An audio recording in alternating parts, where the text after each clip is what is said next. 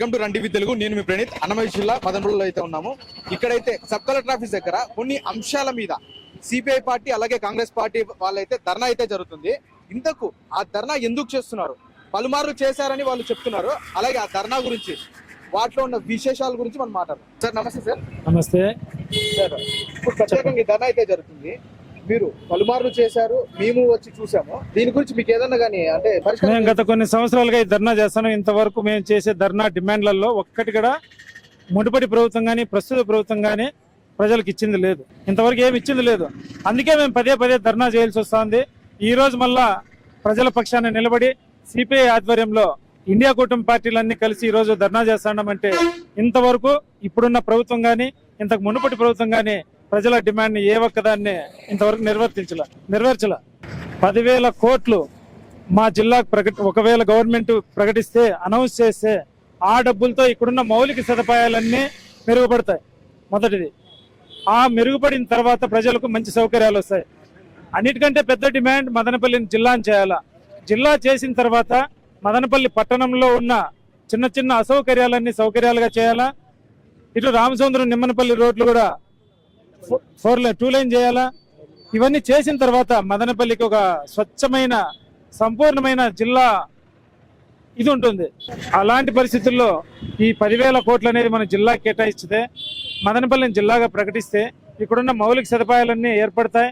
కాలువలు, రోడ్లు, చిన్న చిన్న కాలనీలకు ఉండే సమస్యలన్నీ తీరుతాయి. దాంతో పాటు ప్రభుత్వ ఆసుపత్రి, మెడికల్ కాలేజ్ రెండింటినీ సంపూర్ణంగా ప్రభుత్వం చేతుల్లోకి తీసుకుని సంపూర్ణంగా ప్రజల ఆరోగ్యాని కోసం వాళ్ళు దాన్ని కేటాయించాల్సి వస్తుంది.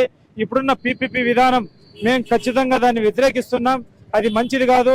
ఇంతకు ముందు కూడా ఇదే విధంగా మేము గవర్నమెంట్ ఆసుపత్రి ముందు టెంట్ వేసుకొని ధర్నా చేస్తే ఎమ్మెల్యే గారు వచ్చి కూర్చొని నేను ఎట్టి పరిస్థితుల్లోనూ దీన్ని ప్రైవేట్ పరం కానీను, ఇది ఈ విధంగా ఉందో ఇప్పుడు ఏ విధంగా ఉందో అలాగే ఉండేదానికి నేను నా సర్వశక్తులు ఒట్టి నేను సీఎం గారికి చేపిస్తానని చెప్పి వాగ్దానం చేయడం జరిగింది.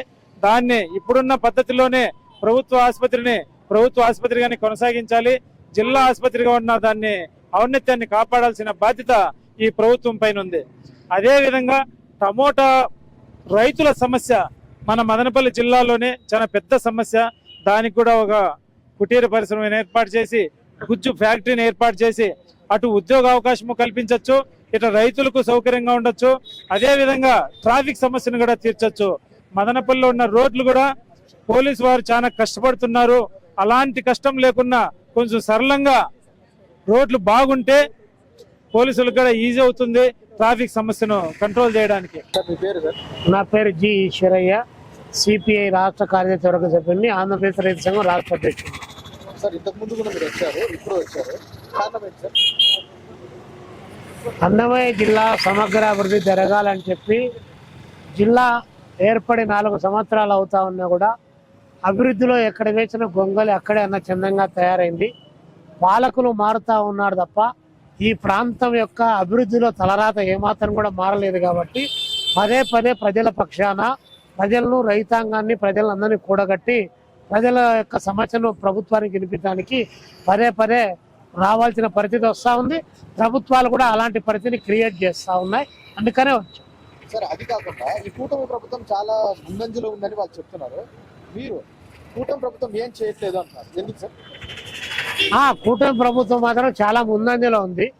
ఎందుకంటే మననే చెయ్యాలి చెల్లికి మళ్ళీ పెళ్లి అని చెప్పి ప్రకటించాడు చంద్రబాబు నాయుడు గారు. 2015లో ఒకసారి చెప్పాడు. అప్పుడు వచ్చి దసరా పండుగ సందర్భంగా ఒకసారి శంకుస్థాపన చేశాడు నరేంద్ర మోడీ గారు. మళ్ళీ ఇప్పుడు 2025లో వచ్చి మళ్ళీ చెల్లికి పెళ్లికి మళ్ళీ చేయాలని చెప్పారు. వీళ్ళ డబ్బాను వాళ్ళు, వాళ్ళ డబ్బాను వీళ్ళు వాంచుకోవడంలో కూటమి చాలా అగ్రభాగాన్ని ఉంది తప్ప అభివృద్ధిలో మాత్రం ఏమీ లేదు. నిజంగా అభివృద్ధిలో ఉంటే చంద్రబాబు నాయుడు గారు, పవన్ కళ్యాణ్ గారి సీట్లు 22 పార్లమెంటు సీట్లు ఉన్నాయి. 22 పార్లమెంటు సీట్లు, వీరి పార్లమెంటు సీట్ల పైనే నరేంద్ర మోడీ ఢిల్లీలో అధికారంలో ఉన్నాడు. రాష్ట్రానికి రావాల్సినటువంటి విభజన హక్కుల్లో ఉన్నటువంటిది ఏ ఒక్కటైనా సాధించావా? ప్రత్యేక ప్యాకేజ్ వచ్చిందా? స్పెషల్ స్టేటస్ వచ్చిందా? వెనకబడ్డ రాయలసీమ ప్రాంతానికి ప్రత్యేక ప్యాకేజ్ ఏమన్నా వచ్చిందా? నీటిపారుదల ప్రాజెక్టులకు నిధులు ఏమన్నా సంపాదించావా? ఏమి లేకుండా నరేంద్ర మోడీ గారు వచ్చారట. 15,000 కోట్లు రాష్ట్ర రాజధానికి డబ్బులు ఇచ్చారట. ఎవరు నాయన డబ్బులన్నీ ఇచ్చారు? వడ్డీకి డబ్బులు ఇచ్చారు. ప్రపంచ బ్యాంకు దగ్గర నుంచి, ఏషియన్ డెవలప్మెంట్ బ్యాంకు దగ్గర నుంచి వడ్డీకి డబ్బులు తెచ్చారు. ఆ డబ్బులు కట్టాలంటే ప్రజలే కదా కట్టాల్సింది, మనమే కదా కట్టాల్సింది. వడ్డీ కట్టాలంటే తిరిగి ప్రజలపైన కదా పన్నులు వేయాల్సింది. ఈ రోజు ఆ ప్రభుత్వం మీ భుజస్కంధాల పైన ఉన్నా కూడా మీరు ఆ ప్రభుత్వాన్ని నిలదీసేటువంటి పరిస్థితి లేదు. కాబట్టి మీరు అభివృద్ధి జరిగిందంటే ఆ అభివృద్ధి జరిగింది, మీ పద్ధతిలో మీకు అభివృద్ధి జరిగింది తప్ప ప్రజలకు ఏమి అభివృద్ధి జరగలేదు. ఏ రంగంలో అభివృద్ధి చేశావు? ఉద్యోగాల కల్పనలో అభివృద్ధి చేశావా? ఉపాధి అవకాశాలు క్రియేట్ చేయడంలో అభివృద్ధి చేశావా? నూతన పరిశ్రమలు తెరిపించడంలో అభివృద్ధి చేశావా? నూతన పరిశ్రమలు నెలకొల్పడంలో అభివృద్ధి చేశావా? మీ చేత శంకుస్థాపన చేయబడినటువంటి కడప స్టీల్ ప్లాంట్ నిన్న మహానాడు వేదికగా మళ్ళీ శంకుస్థాపన ఉండవు, 10 రోజుల్లో పనులు ప్రారంభిస్తామని చెప్పి సంవత్సరం తర్వాత డబ్బా కొట్టావు. కడప వేదికపై నుంచి 20 రోజులు దాటిపోయింది, ఇంతవరకు అజలేదు కూర్చోలేదు, ఏం లేదు. ఇట్లాంటి అబద్ధాలు చంద్రబాబు నాయుడిని మించిన వాళ్ళు ఎవరన్నా ఉన్నారా ఈ రాష్ట్రంలో? ఆయన అబద్ధాలు చెప్పడం, అబద్ధాలు నిజాలని ప్రకటించుకోవడం, దాన్ని వేరే పద్ధతిలో అన్ని రకాల మీడియా మేనేజ్మెంట్ చేసి చెప్పుకోవడంలో చంద్రబాబు నాయుడిని మించినటువంటి వాళ్ళు ఎవరూ లేరు. అందుకని అబద్ధాలు నిజాలై రాజ్యం వెళ్తా ఉన్నాయి. కూటమి అందులో కూడా కూరుకొని పోయింది తప్ప అభివృద్ధి లేదు. ఎక్కడ జరిగిందో చెప్పండి, ఏ ప్రాంతంలో జరిగిందో చెప్పండి. ముఖ్యంగా మీరు ఇప్పుడైతే అంశాలు తీసుకొచ్చి చేస్తున్నారు, ఇది నెరవేరకపోవడానికి కారణం ఏంటి సార్? పాలకులకు చిత్తశుద్ధి లేకపోవడమే. చంద్రబాబు నాయుడు గారైనా, జగన్మోహన్ రెడ్డి గారైనా, అంత ముందున్నటువంటి వాళ్ళైనా ఎవరైనా కూడా ఇలాంటి ప్రజా సమస్యల గురించి పట్టించుకోకుండా కార్పొరేట్ల యొక్క ప్రయోజనాల కోసం వారికి ఊడిగం చేసుకునేటువంటి విధానాలు అవలంబించడం ద్వారా ఈ సమస్యలు చాలా చిన్నగా కనిపించినాయి.